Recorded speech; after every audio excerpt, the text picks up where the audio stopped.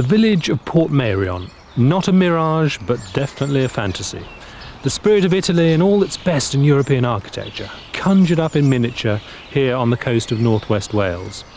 Villas, clock towers, balconies, and some oriental spice thrown in for good measure.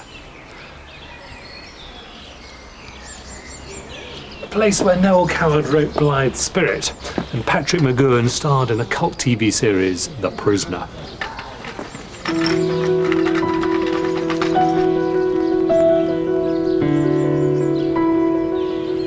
The creator was Sir Clough Williams-Ellis, self-styled architect errant, who worked and played here from 1926 for some 50 years. His purpose was to show that even in a beautiful setting, new buildings could enhance and delight, a lesson sadly lost on the majority of developers and house builders today. You imagine all this must have been a hugely expensive undertaking, but in fact Sir Clough was the master of make-believe. And this is where the ideas start for us gardeners. The message is that with a bit of ingenuity, you can realise any vision, however far-fetched. The ornament in architecture is full of deceptions. Statues made of cardboard, painted in windows,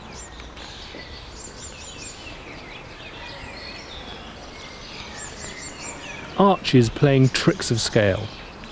Everywhere there are reclaimed materials, an upturned farmyard boiler turned into a cupola,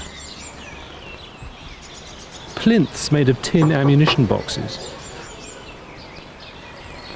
and old loo seat cutouts embedded into a paving design.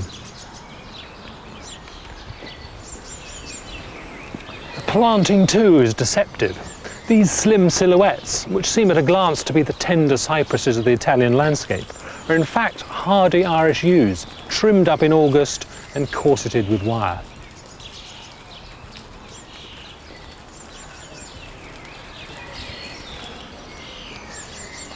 The palms are chusans, slow-growing but hardy in most parts of Britain.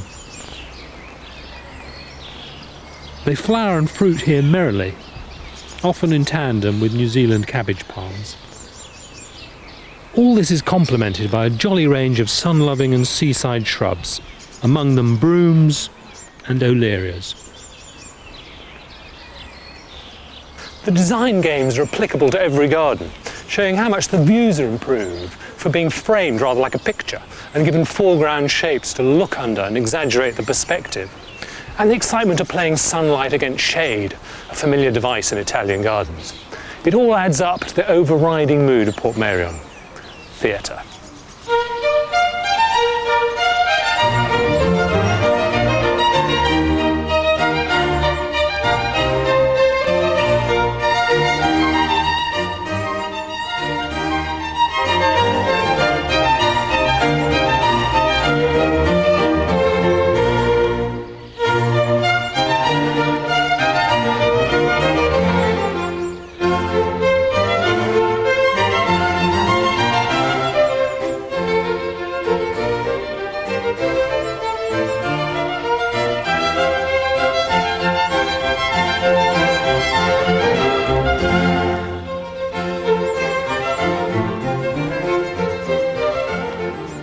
Beyond the village, a different sort of garden unfolds, in its way just as spectacular, a gwyllt, or the wilderness. The woodland planting here predates Sir Clough, towering Victorian conifers and tree rhododendrons, humming with bees and littering the ground in petals.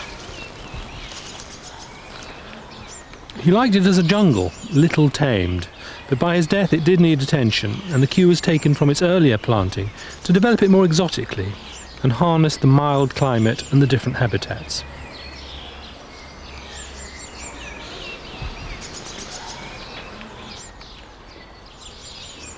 Would Sir Clough have approved? Who knows? But it certainly adds to the entertainment for visitors.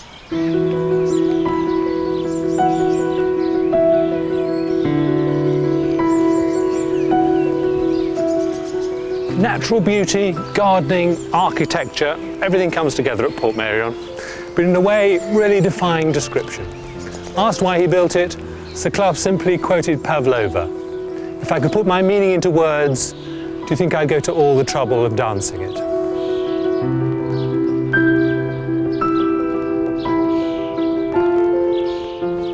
And if